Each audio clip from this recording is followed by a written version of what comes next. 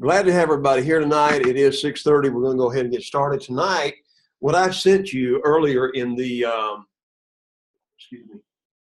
what I have sent earlier to you in the, today was the copy of the midterm test. Of course, if you're auditing, you don't have to take it, but let me encourage you to do it just for your own benefit, okay?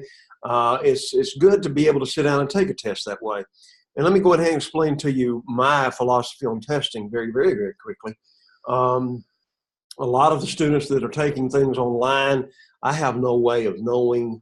I can, under some circumstances, demand that they take a test under a proctor, which means somebody's going to have to sit and watch them take the test. Most of my tests that I give are open book, open Bible, But I also ask questions in such a way to not get a multiple choice or a true or false. I ask them to write it out, a lot of stuff. And the reason is I figure if you write it out, then you can tell me whether or not you really grasped the material or not. But it also is a nightmare for me to grade. But that's just the way that is. And obviously, we're going to have to work on some other things as we continue to work in changing the school up. But right now, that's how I'm doing my test. So take your time at it. You've got every bit of 2 days to get it done. And it's 50 questions. But again, there are multiple questions through there. So again, I do that. I remember that whenever I was going to school one time, one teacher gave us midterm tests. They had 300 questions on it. And it was multiple choice and true and false and all this other stuff. And I abhorred and loathed that test until it dawned on me that I could miss a good chunk of them still. It was one of those ideas that I could get a decent grade because think about it. If they had 300 questions, that means they only counted off a third of a point apiece. So, you could miss 30 and still do good. So I never dreamed of doing a 300 question test. So, and another philosophy that I had come from this, that I had in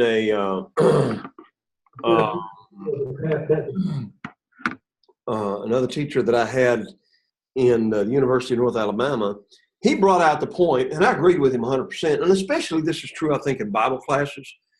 He says, I am not so much interested into whether or not you are memorizing this just to give it back to me and then walk out the class later and forget it. He says, what I'm trying to teach you to do is you to know where to find the material whenever you're trying to find an answer to a question. And really, that's the way we do nowadays. What is Google but a way to find an answer to questions, right? And so there's philosophy there. And so maybe rather than just cramming or memorizing to study for a test to cram for it, you need to be able to know where you find out the material so as to be able to answer the questions. So I see some philosophy there in that respect, and that's why I try to do this. Another thing that I was trying to do here was not only give you the test, but also earlier this year, I had changed computers. And I had a ton of material on my other computer. And I've been trying to find the material. I thought I carried everything over onto this Mac computer, but the problem was I can't find it. I can't find what I'm looking for. I did finally found the two things that I sent with you in this last thing. This, if you're looking at this right now, comes from jewfaq.org, JEWFAQ.org,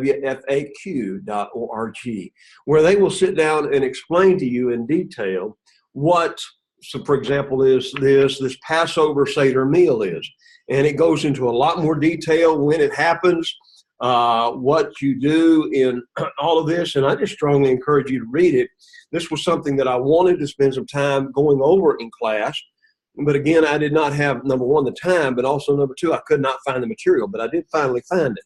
So this is extremely interesting whenever you're trying to figure out when all this was happening. Now, the Passover this year, you'll look on the very last page, the Passover this year was March the 30th through nightfall of April the 7th, 2018. And then it even tells you what the Jewish year 5779 is. Now again, when did they start everything? They started counting their own calendar, beginning with the Exodus. So you're looking at, according to this, the Exodus occurred approximately 5,779 years ago. So that tells you something, doesn't it? As they're looking at everything along that line.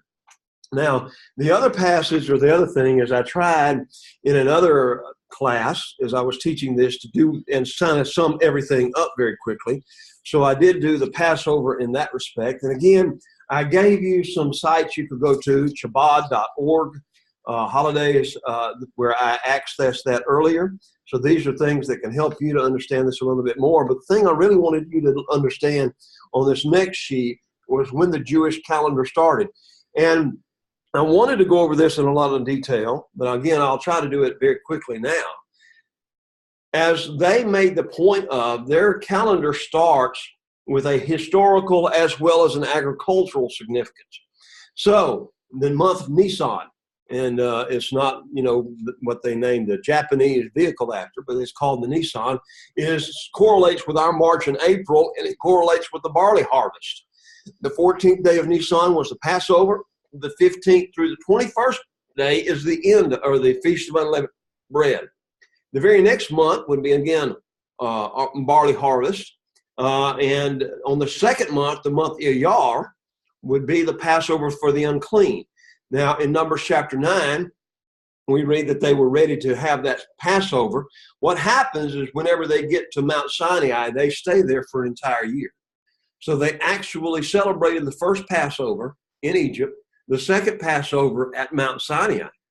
And then when they were getting ready to leave Mount Sinai to go take the land of Canaan, we find at that particular time there were some people that had been unclean because they had touched a dead body.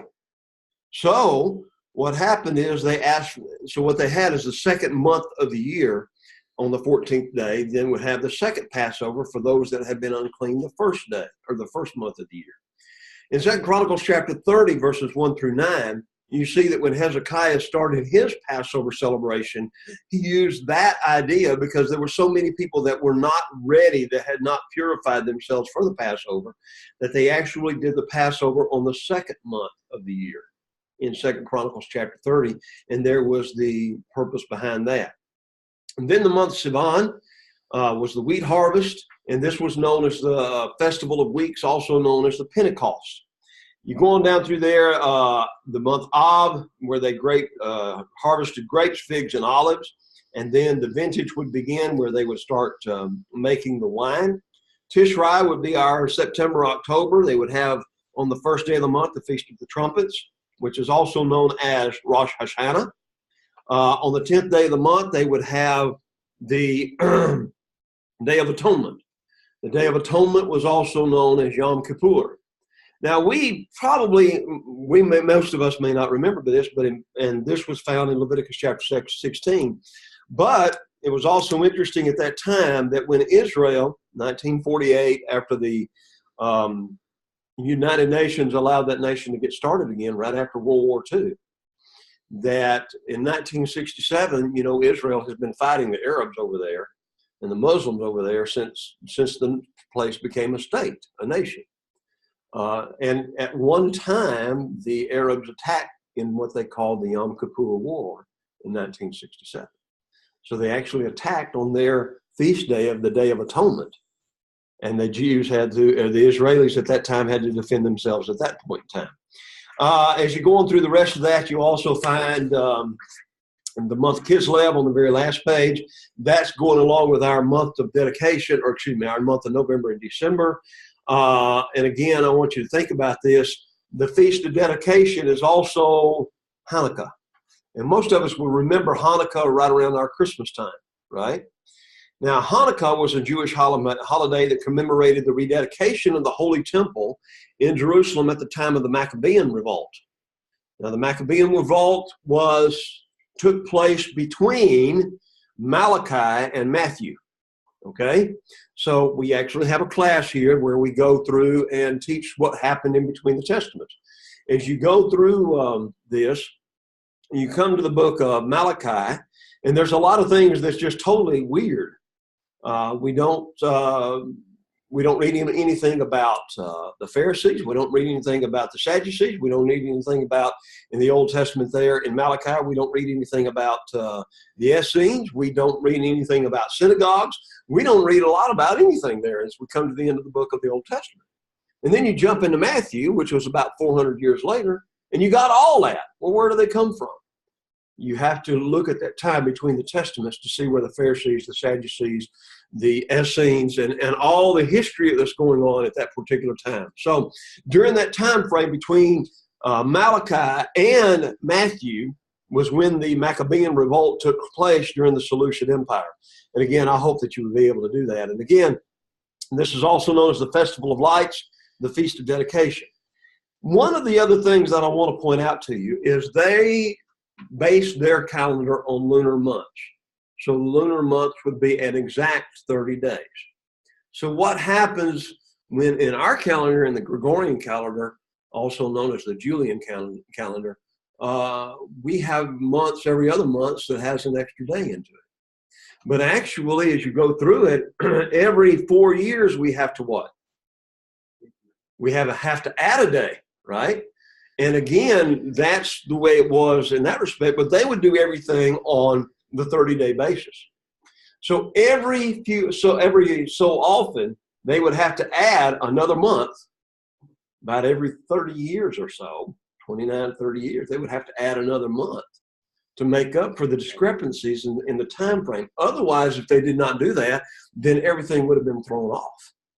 So literally, that's where you have this last month at Adar Shana. You're reading these different ones, but you come to Adar Shana was whenever they would have to add that month to get everything kind of back in line with the seasons and everything like that. One other was the Feast of Purim. And the Feast of Purim was the feast that they celebrated during the time of Esther. Remember where Esther calls that feast because of what happened, and Haman tried to kill the Jews at that time. So as you're looking at their calendar, you're looking at their history. By the way, you look at our calendar, you look at our history, don't you? So just think about that in that respect. And I just wanted to share that with you. Wanted you to kind of go over that, especially as you're looking through some of the stuff on the test. I did give these more information on that, so you might use some of this on the test. I'm giving you not only the test, but I'm giving you the answers. What else can I do? I mean, honestly, I'm a good fellow, aren't I? All right. Now, tonight we want to begin, and I've already used 15 minutes of our class time to kind of explain this, but again, I want you to look at it yourself, read through it. Tonight we want to begin in Exodus chapter 15 with a song of Moses. Now, what's interesting about this, and I want to challenge all of us to think about it in this respect, this is the first song that we read about in the Bible. Most of the book of Psalms is patterned somewhat like this. And again, as we think about songs today, we think about music and so forth. But what they would do, and again, I wish I had the opportunity to do this, but if you take this class on the wisdom literature, either Psalms or Proverbs and Ecclesiastes or some of these, they have what is known as parallelism. Now, parallelism, and I may have even mentioned this earlier, parallelism is whenever and again, remember the fact that the people at that time couldn't go down to the local Bible bookstore and what? They couldn't go down to the local Bible bookstore and buy a Bible, right? They didn't have Google. They didn't have all the stuff we've got nowadays. And one of the things that has really happened to us, and it's been to our detriment, is the fact that because we have access to all this, we don't memorize. These people would have to memorize. To be able to remember God's word at all, they would literally have to memorize copious portions of the scripture. And many of the people, especially those that became teachers, would be known of being able to quote entire books of the Bible. Now think about that in that respect. But what was so interesting about this, especially in the book of Psalms, in the book of Proverbs, where you're singing songs, you have a statement, and then, as I said earlier, they would use something what is called parallelism. And parallelism just simply means what? Well, you've got parallel things, but they're saying And you have three different kinds of parallelism. Synonymous parallelism, which means you say something and then you say it again in different words. So you're making a statement, but you're saying the same thing again in different words. Then you have what some people call antithetical parallelism. Antithetical parallelism, which means you're saying something, but then you say the exact opposite to it. And again, that's more than anything else. It's a memory device. It's a way to keep this stuff in your head. And then you also have different other kinds, but I'm not going to be able to go into all of that tonight. But you also have something like chiasmus. Now, chiasmus was a point where they would say something here, they would make another statement, and they would get to the main point here, and then they would make this statement, and this statement would be the same, and then this statement and this statement would be the same. There is a lot of chiasmus in the Bible. But again, this is for another class. Now, the point I'm trying to make in all of this is you're looking at this song here. They're singing this song. And again, what was this? Here was this as it was the very first song that we read about in Scripture. And as you look at it, it's not like a lot of our songs. Now, one of the things that's going on in the Lord's church today, and I think a lot about this, is the fact that we divide over everything, don't we? It seems like we do, sadly. But sometimes we have older people that get upset because we're singing too many of the, quote, newer songs. And we have young people get upset because they sing songs that were written back in the 1800s. And they don't have a clue. So you come to a song like Night with Ebon Pinion. And we were to sit down and we sing that song a lot of times right before the Lord's Supper. And if nobody sits down and explains to our young people what Ebon Pinion is, they don't have a clue.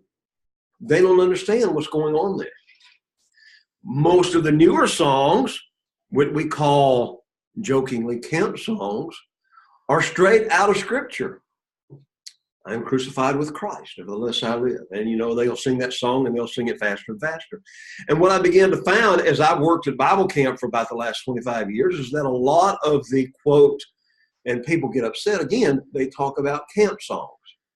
Well, camp songs a lot of times are nothing but Scripture, which, think about it this way, a lot of our young people will memorize it simply because it's put to a tune. So you're looking at this. They're going to sing the song of Moses. They are using this parallelism as we talk about through here.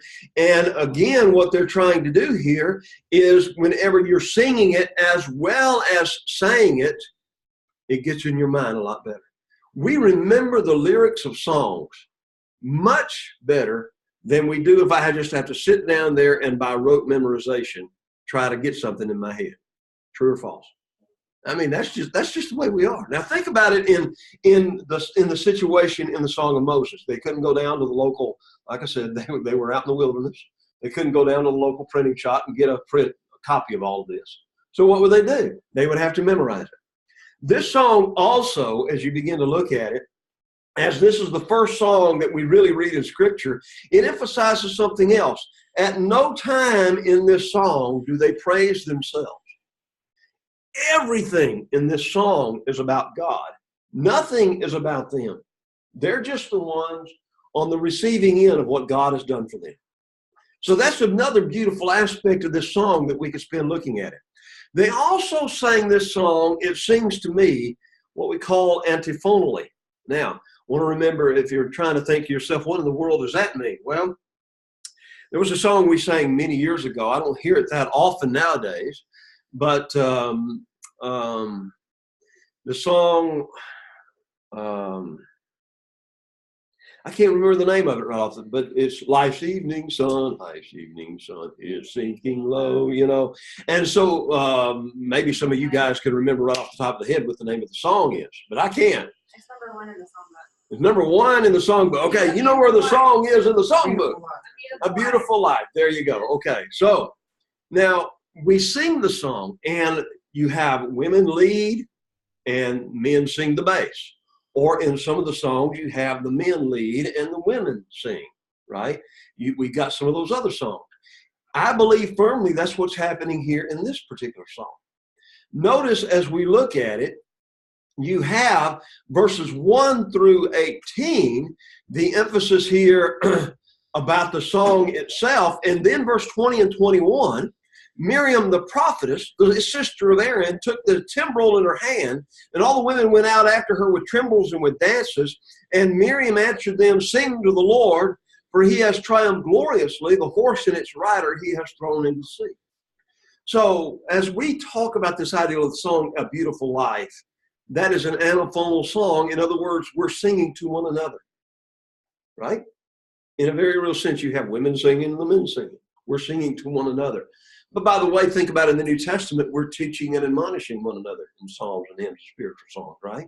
So again, think about it in that respect. And again, I hear brethren today say, well, I can't sing very well, so I'm not going to sing at all. I'm going to say this as nicely as I can, but I'm going to say it. If you're not singing, you're not worshiping. That's the end of that discussion, okay? The Lord commanded it. We have to do it. It doesn't matter how beautiful our voice is. And I've heard some people that have beautiful voices, and I've heard some folks that couldn't get on key if their lives depended on it. But God hears, and that's what's important. Now, as we're looking at this song, I want you to think about, and again, there's different commentators have different ideas. Some people think that Moses and the children of Israel, so the men would sing the first part and the ladies would follow. Some people think, some commentators think that after every verse, like verse 1, I will sing to the Lord, for he has triumphed gloriously. The horse and its rider he has thrown into the sea. Now notice, sing to the Lord, for he has triumphed gloriously. The horse and the rider he has thrown into the sea. What are you doing? Your men are singing it, the women are singing it, you're getting it in your mind, you're memorizing it, right? All right? Some people think that they were singing it after every verse in our scripture. Some people think that after the first 5 verses, and notice how it's broken up. Verses 1 through 5, verses 6 through 10, verses 11 through 13, it changed it there, right? Verse 14 through 17, so you have roughly 5 verses there. So as you're looking at all of this together, some people think that they may have sang antiphonally, and the men may have sang the first 5 verses, and then the women may have sang at that point in time. But this is a very interesting idea. And as you go through, especially in the book of Psalms, you see a lot of the same thing going on, especially in the Hebrew language. As we're reading this in the English, we are impressed with it. But in the Hebrew language, there a lot of the things where I will sing to the Lord would be only 1 or 2 words. Whereas in our English, it's what? It's 5 words. Why? Again, think about what was going on at that time, and I want to just impress this upon you. They didn't go down to the local bookstore. They didn't print stuff up. They would write down things on clay tablets. They would write it down on papyrus made out of the reed. Paper was a very papyrus, if you want to call it something like our paper, but it still wasn't like our paper, because you would have to make it and then have interwoven leaves to hold it together. So the bottom line is it would be very expensive to be able to do this. So what they would do, they would also use animal skins. So especially in the Hebrew language, they did not put in the vowels. And so you would have it just in consonances, but they would also have what they call little markings to tell you what vowel, and you were supposed to learn that. You would know what vowel would go in there. So whereas our 66 books of the Bible, and especially the first 39, take up 2/3 of our Bibles, in their Bibles at that time when they actually wrote it down, it would only take up a very, very small book, because they didn't write down all the consonants. So the point I'm trying to make is as we're reading this in English, I will sing to the Lord, for he has triumphed gloriously. That may be a total of 3 or 4 words right there in the Hebrew language. That would be a lot easier to memorize, wouldn't it? Think about that. So you think about how blessed we are and everything. And what's also interesting about that is in the, I don't know how many of you realize this, but when the Hebrew Bible was translated into Greek, do anybody remember what that's called? No. All right. It's called, and a lot of times in commentaries, you'll see this, Roman numeral LXX, which is 70. And that usually, that's the short for what they call the Septuagint. And the Septuagint was the first translation from the Hebrew language into Greek. And there's an interesting story about that. You read about it in Josephus, that one of the kings of Egypt wanted a copy of every book in the world. Okay? And you may remember this from Indiana Jones in the second movie, where him and his dad, if you watch that movie, okay, you're just going over some of your head, but some of you know. That was the third movie.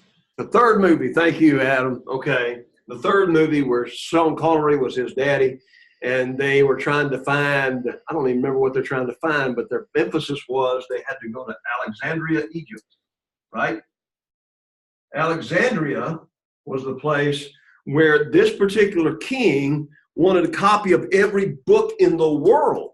Alexandria had just about, and what they would do, what the king would do in that situation is if the people would come in ships and have books, he'd confiscate the books.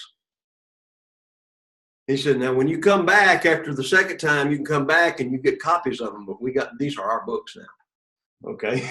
So, and he created the biggest library in the world in Alexandria, Egypt. When they got a copy of the Hebrew language, he actually hired 70 Jews, LXX, 70.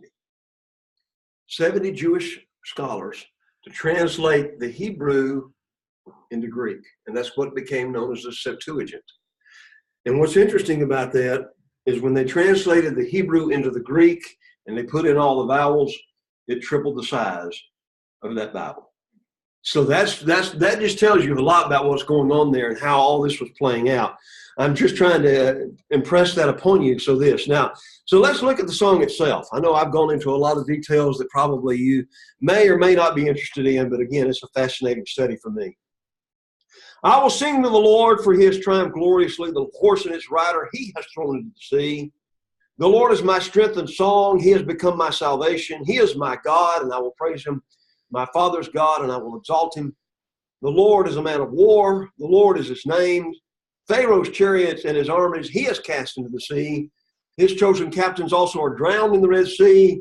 The depths have covered them. They sank to the bottom like a stone. Think about that for a moment. You don't read anything in this passage where the children of Israel could brag about anything that they did, right? It was all who? It was all the Lord, right? Secondly, as you're looking at this, he's brought out the idea that he is my strength and song, become my salvation. And he emphasizes the idea Pharaoh's chariots and his army he's cast into the sea and drowned them in the Red Sea. They sank to the bottom like a stone. Now, you've got to remember, as we were studying this last week, and all there, you're talking about possibly anywhere from a mile to a mile and a half wide of water for all that people to travel in that one night. The walls were probably in the neighborhood of 10 to 20 to 15 feet high on each side. They walked through on dry ground. Whenever God caused all that to come back, if they had any armor on whatsoever, what would they do? Boom, they sink to the sea. So again, here's that same idea happening. They sank to the bottom of the sea. So if it was the first 5 verses, then Miriam would again sing, and Miriam and all the women would sing to the Lord, for he has triumphed glorious. Your right hand, O Lord, has become glorious in power. Your right hand, O Lord, has dashed the enemy in pieces. Why does it always talk about the Lord's right hand? Most of us are right-handed, right? Right-handed people, or even left-handed people for that matter, and I'm not going to talk about the lefties because they're, God made them that way, and I'm not going to fuss about that. But whatever hand is the dominant hand is what? That's the stronger hand. We write with it. We do everything with it. And again, so the ideal is over and over again, your right hand has become glorious in power.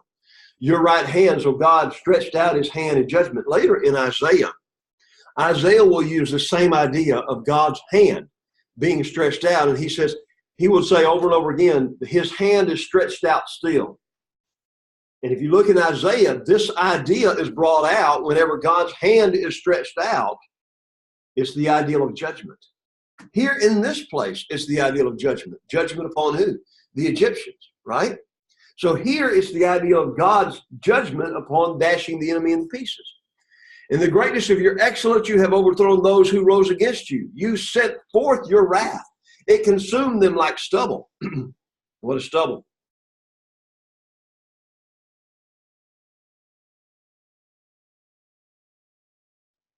I hear crickets. The stubble would be whenever you're cutting down the wheat or something, it's what's left. It's just the stuff you burn. It's stuff you get rid of. You don't eat this. So in essence, he says, you've sent forth your wrath and it consumed them like stubble. So when you burn off the stubble, that's how God's wrath was looked at. The blast of your nostrils, the water were gathered together. Remember, he talked about earlier, the east wind blowing that, okay? The flood stood upright like a heap.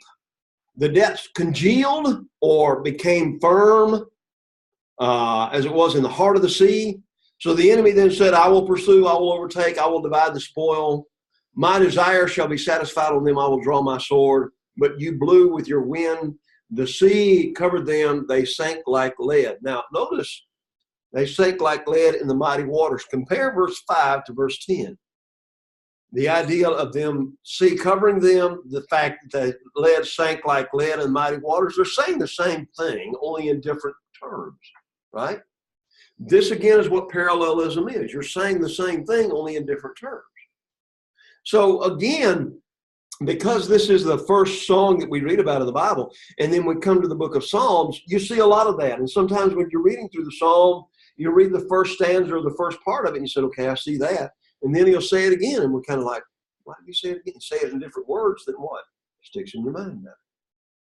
Some people get some word pictures, some people don't. Some people get better word pictures, some people don't. Women understand things in a different way than men do. Children understand different things than parents and adults do. So you see, he does it in such a way to where anybody reading the scriptures will be able to understand it. So then again, who is like you, O Lord, among the gods? Who is like you, glorious in holiness? What does the word holiness mean? Set apart. So God is totally unlike the Egyptian gods and everybody else because he is so different, fearful in praises, doing wonders. They had just seen the 10 plagues. Now they had seen the Egyptian army destroyed. So again, you stretched out your right hand. And again, we've talked about that idea of the right hand. Verse 6, here we go again. You stretched out your right hand and the earth swallowed them. You, in your mercy, have led forth the people whom you have redeemed. So who brought them back? It was God. You have guided them in your strength to your holy habitation. So he's going to be the one that's going to guide them. So you not only have the song here that God has delivered them from the Egyptians, but what? You're also going to guide your people to your holy habitation. And then what? Verse 15. So you kind of have the triumph of God in the first few verses 1 through 10. In verses 11 through 13, you have a shift in the song as it was where he's praising God for what he did and it's over with. And now, verses 14 through 17, what? It's the idea that all the other nations shall hear and be afraid.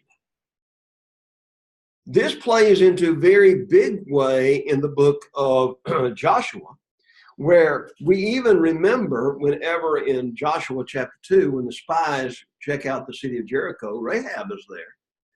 And Rahab says what? Now you got to remember, this has been 40 years after this event took place, but Rahab said, we heard what God did to the Egyptians, and we are scared. We are scared. So this was something that stuck with the Canaanites all up to that point in time. They've heard about this. Why? Again, Egypt was, as it was, Egypt had a lot of times had attacked Canaan. And so when the Egyptians literally were destroyed and they had no army to fight with anymore, then who else was saved as it was? It would be the Canaanites, right? So then they heard about what God had done. So sorrow will take hold of the inhabitants of Philistia. Philistia is also known as what? Where we get the Philistines, right? In the Old Testament a little bit later on. The chiefs of Edom. Who are the chiefs of Edom? Well, that would be the leaders. But where did Edom come from?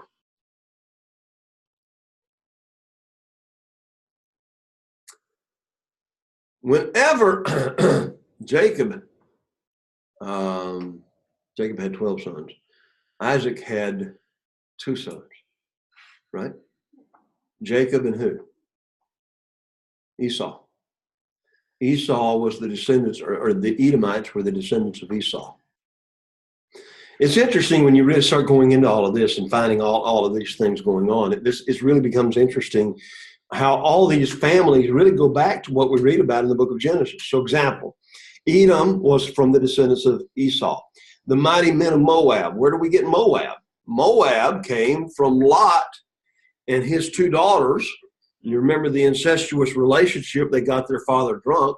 One of them had a son whose name they named Ammon. The other one's name was Moab. Okay, and that's where the Moabites come from. All right? So he's saying the people will hear and be afraid. Sorrow will take hold of the inhabitants of Philistia. The inhabitants of Canaan will melt away. Fear and dread will fall on them. By the greatness of your arm, they will be as still as a stone till your people pass over, O Lord, till the people pass over whom you have purchased. You will bring them in and plant them in the mountain of your inheritance, in the place, O Lord, which you have made for your own dwelling, the sanctuary which your hands have established. So even here in this song, they are looking forward, as it was, to going to the land of Canaan. Now what winds up happening? Well, Numbers 12, 13, and 14 tells us they didn't have enough faith to go in, so the 40 years wandering in the wilderness took place, right? But that didn't mean that God was not going to keep his promise. God just kept his promise with the next generation. So, as you're looking at this song involved 3 things. Number 1, it involved the glory of God and how God had delivered them from Egypt. Number 2, it talked about the glory of God, how he had triumphed over the armies of Pharaoh. Number 3, it emphasized the idea that God is greater than any other God upon the face of the earth. And number 4, they were looking forward to the future whenever they were going to take the land of Canaan. It was only because of their own sins. Paul would say in 1 Corinthians chapter 10, and we also read in the latter part of the book of Numbers, it was only because of their own sins and their failure to believe God's word that they missed out on that. That whole generation perished. So, the Lord shall reign forever and ever. Another one of the great things that I love about this song, again, it's all about God, right? And I want us just to challenge us a lot of times about the songs we sing. I know we're teaching and admonishing one another, but I'm firmly convinced that every song we sing should glorify God in some way, somehow or another. And even the beautiful, and if we look at it that way, a lot of the songs should encourage us to greater Christian living, but for what purpose? So that we can finally make it to heaven with God, right? So again, think about that. And that's why I'm a little bit partial, even though I'm an older fella and I grew up singing those older songs. That's why I'm a little bit partial to the younger songs now. That's just me. I'll emphasize that. Because again, there's some of them and some of the newer songs that's out there that I just really like because again, some of the points that they try to bring across. My opinion, that and $5 will buy you a couple of cups of coffee. Okay, so I'll leave it at that. All righty. So I just wanted to get that idea across to us. Now, as I said, this was an antiphonal song. Here you have the song of Miriam the prophetess. This is the first time we read that Miriam is called the prophetess. So it's interesting that she's called a prophetess here, and she is the sister of Aaron. So it may very well be. When we go back to Exodus chapter 7, where Aaron is called the prophet, Miriam may have been called the prophetess, where she would bring the message and maybe bring out the law to the women. Somewhat like we do with our ladies' Bible classes and so forth today. Now, I'm not saying that's the same parallel idea, but she was still called the prophetess. Later, it was Aaron and Miriam that would, challenge Moses as being the only spokesman, and of course, God would reprove them. And this again happens in the book of Numbers as well. All righty? Now, you have this song of victory. You have this wonderful song of victory. And I want to just challenge you. Now, think about the last 430 years. They had been in slavery, as it was. God had delivered them. They were leaving the land of Egypt. They were walking toward where God was going to lead them. They hit this first problem, this first snag, and they're already beginning to complain, right? Now, I just want to remind you of that because this begins to set up a thing and a theme that we're going to see through the rest of the book of Exodus, as well as into Numbers and Deuteronomy and so forth, as Moses again recounts everything that happens. But whenever you have a time of victory, then there's always going to be a time of testing afterwards. When things are going great and you think that everything can't get any better, count on the fact that something's going to happen that's going to test you. That's what happens here. That's what happens in our lives, right? You have, and again, I never will forget one of the preachers in the school that I was, with all of us in our lives, especially when we were teenagers, we'd have this, right? You know what I'm saying? You'd have this moment of mountaintop experience, and then all of a sudden, right after that, what would happen? You'd be in the depths of despair. Think about Elijah in the book of 1 Kings. Whenever he defeated the prophets on Mount Carmel, he was on top of everything. Then Jezebel turns around and says, I'm going to have your head before the day's over. What did he do? He's in the valley of despair, and he said, Lord, just take my life. I'm done. I'm finished. I don't want to do this anymore. You know? And God has to bring him back up to where he can use him again. That happens in all of our lives. Good moments are going to be followed by tests, always. So what the preacher always emphasized to us, he said, the older you get, the more it kind of does like this. You'll still have those very big trials, but you'll kind of start leveling out. You'll know that the high points are going to have some low points, so you're not going to get too excited about the high points, but you're not going to get down in the depths of depression with the low points. And that's true, especially as we grow older. That's what begins to happen, right? So it's interesting even here as he's trying to teach them. Now, what is God trying to do? He's going to be trying to teach them all through this thing that he's going to be with them and take care of them every step of the way. But there's something to be said about their faith. They have just got out of Egypt. They have just seen the army destroyed. They're walking, oh, no doubt, believe, with a spring in their step and a song in their heart. Then what? Moses brought Israel from the Red Sea. Then they went into the wilderness of Shur, and they went for 3 days in the wilderness and found no water. Again, we're not just talking about 2 or 3 of us needing a couple of canteens of water just to be able to drink. We're talking about 3 million people possibly. And that's going to take a huge amount of water.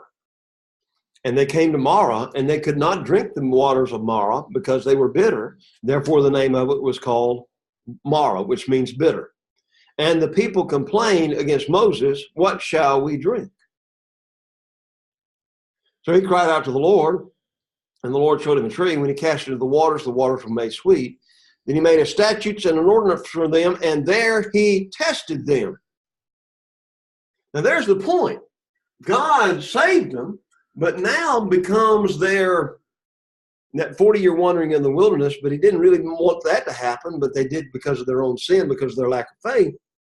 You're going to have to go through some tests, especially and think about it as a Christian.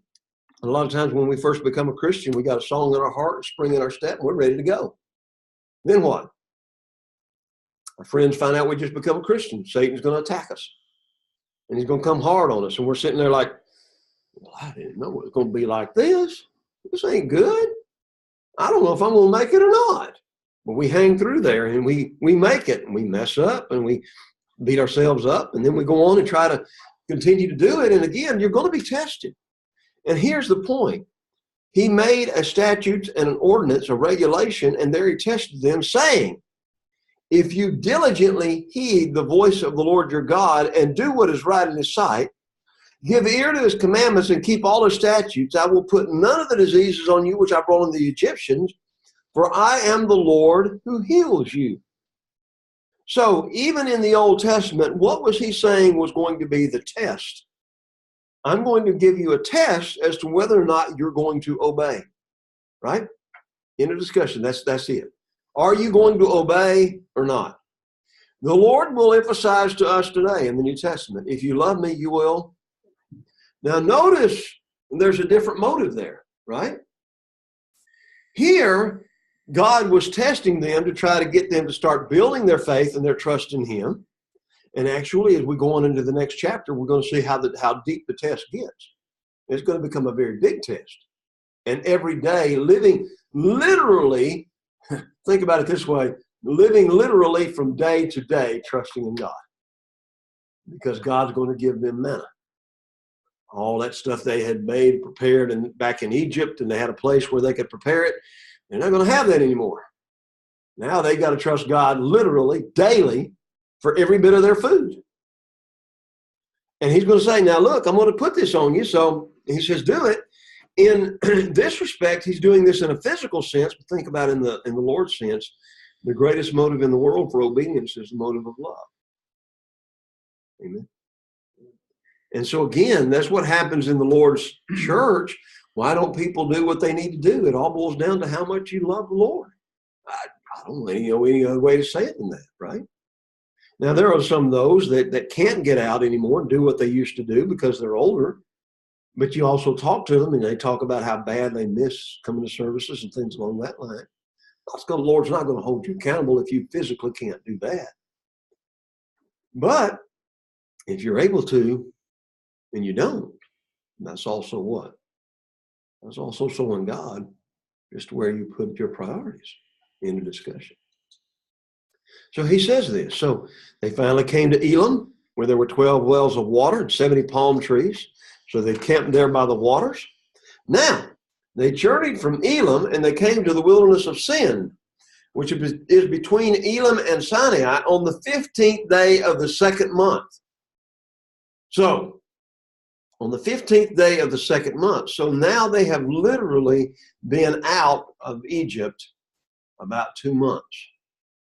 And the whole congregation complained against Moses and Aaron in the wilderness, saying, oh, that we had died by the hand of the Lord in the land of Egypt, where we sat by pots of meat, and we ate bread to the full. You brought us out of the wilderness to kill us all. Thank you very much. Right? Now, you've got to remember that they have been traveling, so they haven't had a real lot of time to prepare food or anything like that. They're now beginning to run out of what they had when they left Egypt. And so now what? They had their flocks and the herds, but think about again, how many cows and how many sheep would it take to feed 3 million people just for one day? One day. And if you do that for one day, you're not going to have any herds left after about what, the first, second, or third day maybe, right? Then what are you going to feed them? So here again, God was giving a test. So the Lord said to Moses, I will rain bread from heaven for you, and the people shall go out and gather a certain quota every day that I may test them.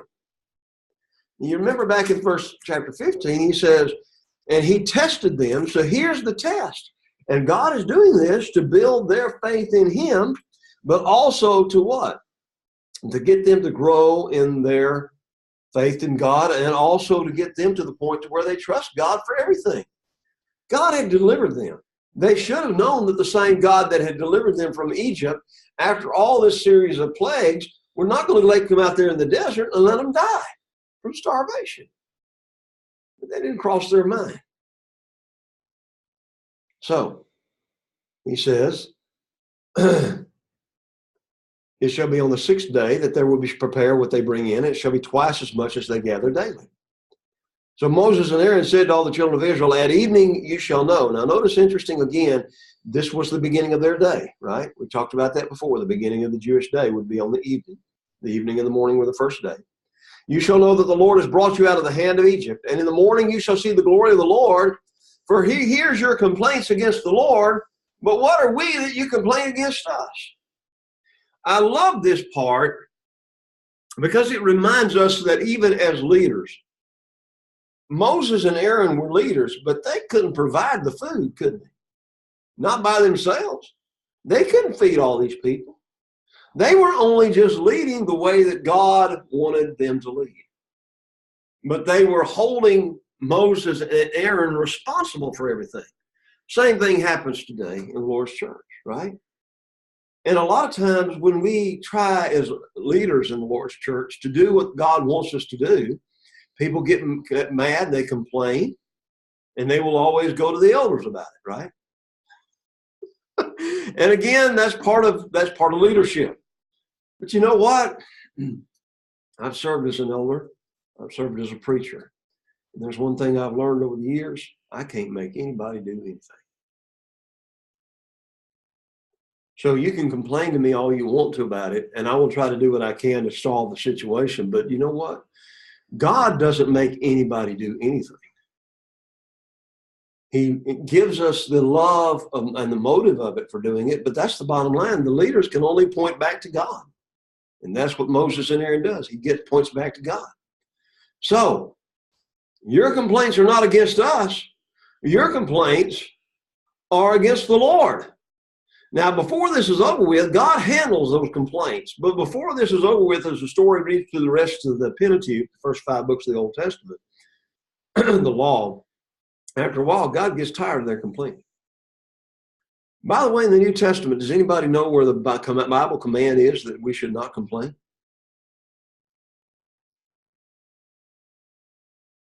I hear crickets again. Philippians 2:14, do all things without murmuring or complaining. Wonder why we haven't got that in the Lord's church.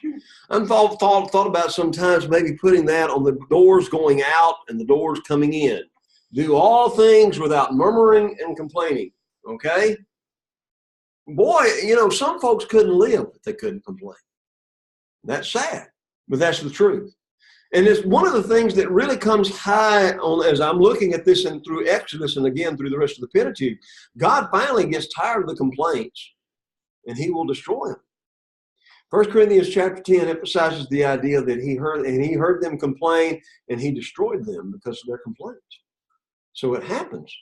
God will finally get to the point where he's had enough. That's a whole other sermon. Anyway. So he says, come near before the Lord. He's heard your complaints, verse 9.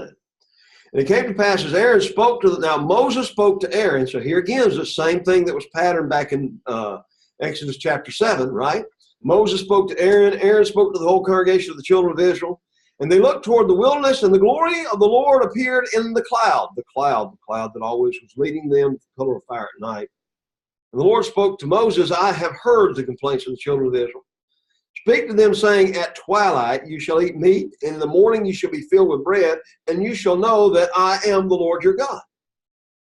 So that evening quails came up at evening and covered the camp, and in the morning the dew lay on all the camp.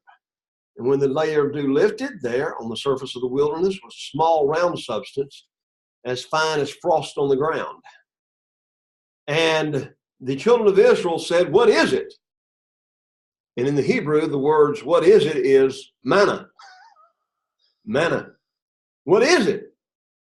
And Moses said, this is the bread which the Lord has given you to eat. So the Lord has given you a command that each one of you gather it according to one's need. 1 omer for each person according to the number of persons. Let every man take for those who are in his tent. So again, the man would go out in the morning and gather this stuff for as many people that was in the tent that they were living in. Some gathered more, some gathered less, and when they measured it by omers, he who gathered much had nothing left over. He who gathered little had no lack, and every man had gathered according to each one's need. And Moses then said, now here was part of the test. Don't leave any of it till the morning. Now I want you again to remind you of something. They didn't have refrigerators. They didn't take refrigerators with them on this march. They didn't have them, okay? So literally, they had to, day by day, wait for this to happen. It wasn't like, okay, we can have leftovers and then tomorrow we can eat them. No, you can't do that. This stuff would breed worms and stink. But again, he says, let no one leave it till the morning. But they did not listen to Moses. And so it bred worms and stank, and Moses was angry with them. You're not getting it, folks. God is going to take care of you, but you're not going to be able to put any aside for tomorrow. He's going to take care of you day by day. You're going to have to learn day by day to trust God. In our culture, in our society today, a lot of times we don't trust God because as long as we're getting our paycheck, we get paid week to week, or maybe from month to month. Well, as long as I get the paycheck, everything's going to be all right. We can store up the food to last us. We can our food, we can our vegetables and things along this line. But the thing is they couldn't do all that. They didn't have canning apparatus. They didn't have all that stuff that we have today. And a lot of us true raws, we still live paycheck to paycheck, right? Most of Americans live paycheck to paycheck. So it melted. So on the sixth day, they gathered twice as much. They still didn't get the point. They gathered twice as much and said, this is what the Lord said, tomorrow is a Sabbath rest, a holy Sabbath. Bake what you will bake today, boil what you will boil, and lay up for yourselves and all that remains to be kept until when? Till the morning. So they laid it up till morning, and it did not stink. Eat that today, for today is a Sabbath to the Lord. Today you will not find it in the field. And it happened, verse 47, some went out on the seventh day to gather, but they found none. And the Lord said to Moses, how long do you refuse to keep my commandments and my laws? Now, why did he say that to Moses? Moses was the spokesman that had to tell Aaron so that Aaron could tell the congregation. And so he says, how long are you going to refuse to keep my commandments? Now, all this was a big test. The Lord has given you the Sabbath. He's given you on the sixth day bread for 2 days. Let every man remain in his place. So again, the people rested on the seventh day. The taste of it was like wafers made with honey. Now, we're coming to the end of the class. Again, we've covered not a lot of material, but I want to just try to bring out some points here. They were to take part of the manna, and they were to put it in an omer and lay it up before the Lord to be kept for your generations. So he laid it up before the testimony. We'll talk about this testimony later in the book. And they ate manna for 40 years. Now, I want you to think about this for a moment. Suppose that you went to eat. Let's just be really wild. No, not that wild. Suppose you got up every day and all you had to look forward to every day for most every day of your life was Chick-fil-A. Now, we all like Chick-fil-A. But every day? No? No? It was Moe's. Huh? I could do Moe's every day. Okay, Moe's? Okay, yeah. But I believe after a while, after 30 days of it, I've done tried everything in this place. There's no way in the world I could eat anything else in this place. No, they did that for 40 years. Now, I want you to notice what he said there. He says, they ate manna 40 years. Now, isn't it interesting that as we're reading this, again, this is kind of one of the keys that I want to emphasize to you. This is where Moses is writing this. So I believe he's writing the book of Exodus and all these books, Genesis, Exodus, Leviticus, Numbers, Deuteronomy. I think he's beginning to write all of this at the very end of his life. They ate it for 40 years, but we still don't even know where now in Exodus. We don't even know why the 40 years that was that way, right? We'll find out in Numbers chapter 12 and 13. But we didn't know about it here in Exodus. Why 40 years? I thought they were heading up to take the land of Canaan. They were, but they messed up. Isn't it interesting that even here in Exodus, he mentions the 40 years? And again, it emphasizes to us that he would be writing this book and these series of books probably very close to the end of his life. So that's an interesting way to look at all this. So they ate manna until they came to the border of the Canaan, and an omer is 1/10 of an ephah. All right, we will stop there. I've gone a little bit past time. We will stop there, and the next few chapters we're going to hit very quickly. We're going to get 17, 18, and 19. We're going to talk a lot about the covenant, and then we're going to talk about what happened, and then what I'm going to literally do, because there's no way I'm going to be able to cover in detail as much as we have the last few, but we're going to have to hit the highlights when we talk about the tabernacle, okay? So that's just the way to do that. I wish they kept this for 2 hours of class instead of just 1 hour. But anyway, we do the best we can where we are, what we got. All right. Thank you. Appreciate all of you. Keep up the good work, and God bless you in your studies. Oh, by the way, I'll be praying for you. You should take the test. All righty? Take care, brethren. I appreciate you so much.